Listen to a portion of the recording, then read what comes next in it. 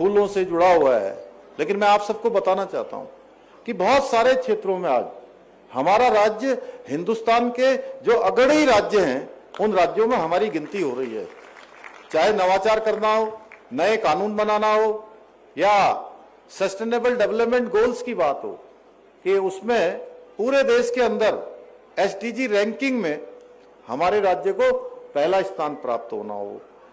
है कृषि के क्षेत्र में हमको जो है भारत सरकार में जो अग्रणी राज्य हैं उन राज्यों की श्रेणी में माना गया है। मत्स्य पालन के क्षेत्र में माना गया है।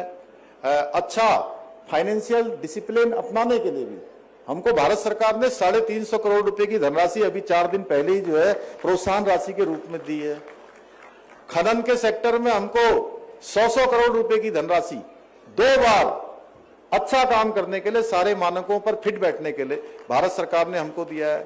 पर्यटन के क्षेत्र में हमको सर्वश्रेष्ठ राज्य के रूप में पुरस्कार मिला है। फिल्म के क्षेत्र में हमको मिला है।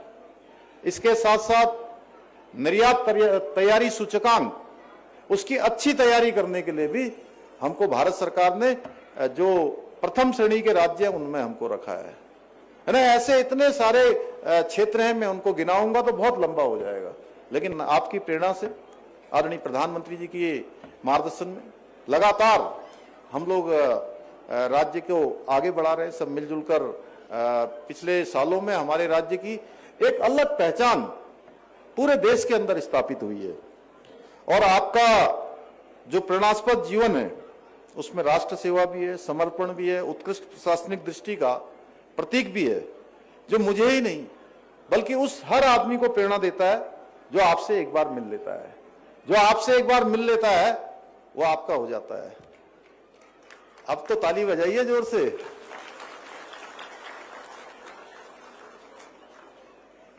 भाइयों बहनों, ये बसंत केवल एक ऋतु मात्र नहीं है, बल्कि ये प्रकृति के श्रृंगार के माध्यम से परमात्मा की अनंत चेतना को अनुभव करने का उत्सव है।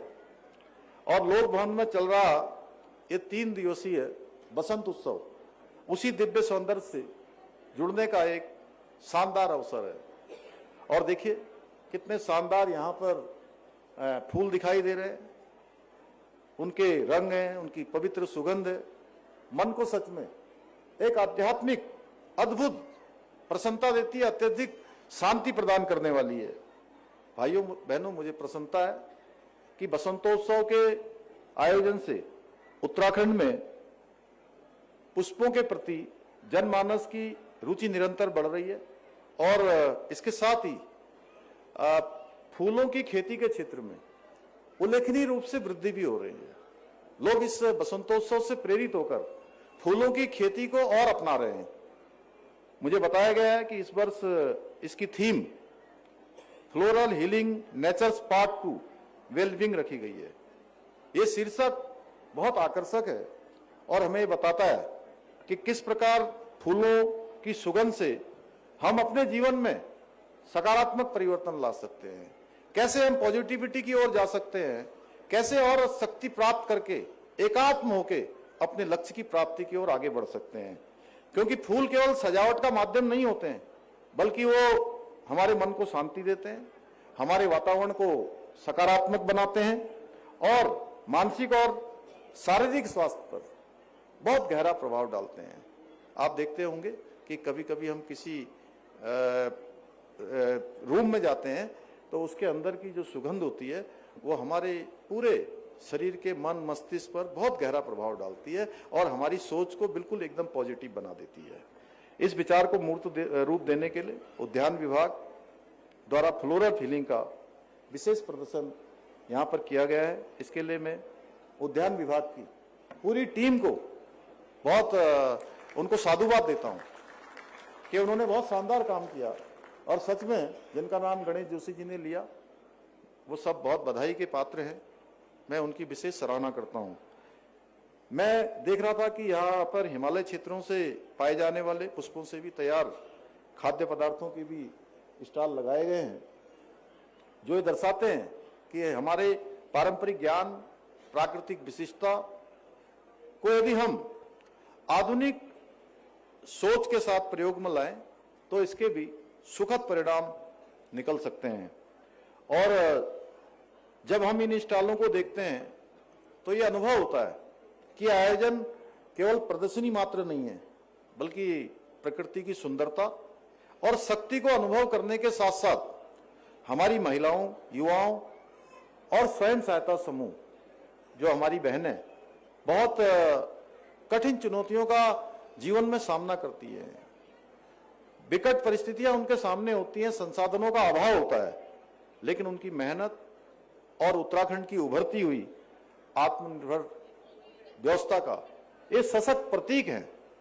और ये हमें प्रदर्शन करवाती हैं, ये सीखने के लिए प्रेरित करती हैं कि जीवन में कितने भी अभाव हों, कितनी भी कठिनाइयां हों, संसाधन कितने भी कम क्यों ना हो, यदि इच्छा शक्ति दृढ़ है, संकल्प शक्ति पक्की है, तो निश्चित रूप से हमें मंजिल अवश्य मिलेगी। हम आगे बढ़कर ही जो है आगे अवश्य बढ़ेंगे।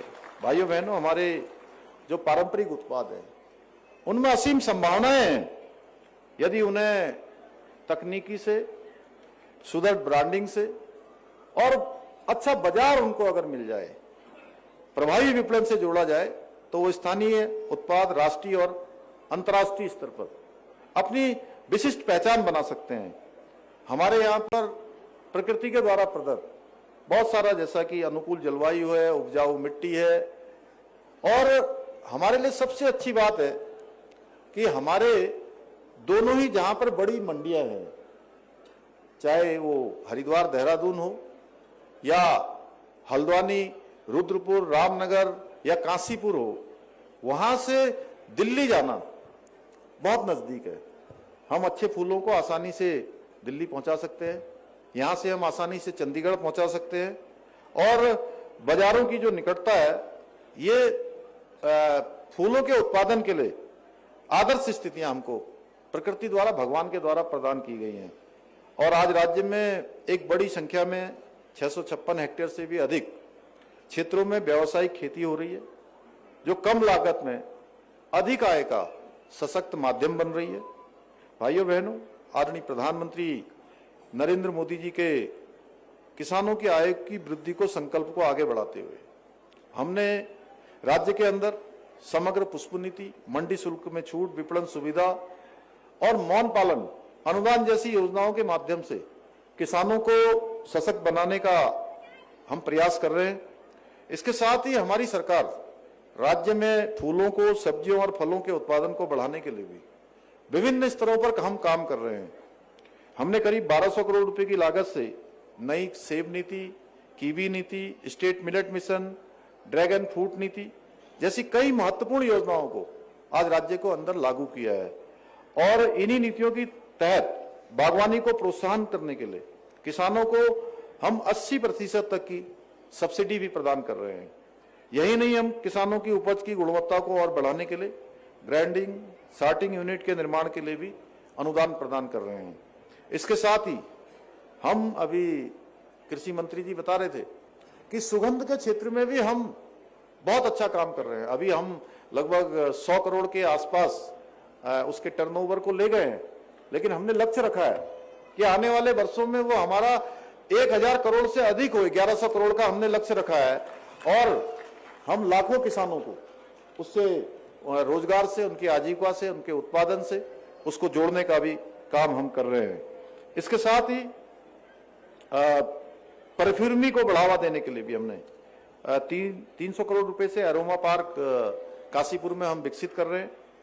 हाउस ऑफ हिमालय ब्रांड के माध्यम से सुगंधित तेलों को अंतर्राष्ट्रीय स्तर पर पहचान दिलाने का भी प्रयास कर रहे हैं। हम राज्य में धौला देवी, मुनस्यारी, बेताल घाट के चाय बागानों को जैविक चाय बागानों के रूप में परिवर्तित करने का काम कर रहे हैं।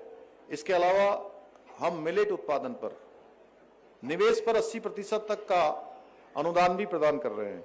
साथ ही पंक्ति बुआई करने पर प्रति हेक्टेयर 4000 रुपए और अन्य विधियों से बुआई करने पर प्रति हेक्टेयर 2000 रुपए की प्रोत्साहन राशि भी प्रदान कर रहे हैं। इसके अलावा मिलेट उत्पाद की खरीद पर किसानों को 300 रुपए प्रति क्विंटल अतिरिक्त प्रोत्साहन राशि देने का प्रावधान किया गया है। हमारे इन्हीं प्रयासों का परिणाम है कि आज हम अपने किसानों की आय में वृद्धि करने पर देश